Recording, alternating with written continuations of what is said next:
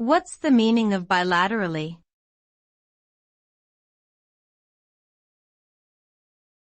Bilaterally.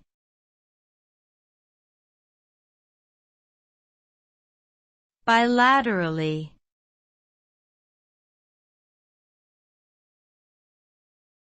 Bilaterally.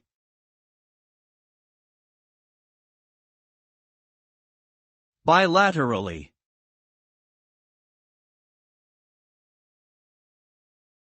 Bilaterally refers to something that occurs on both sides or affects both parties equally. It is commonly used in the context of agreements, treaties, or relationships between two countries. When two countries engage in bilateral trade, they are conducting commerce that benefits them both. Similarly, a bilateral agreement between two nations could involve diplomatic negotiations or cultural exchange programs. The term can also be used in medical contexts to describe an injury or condition affecting both sides of the body. Essentially, bilaterally refers to any situation where two entities are involved and the outcome or impact affects them both equally.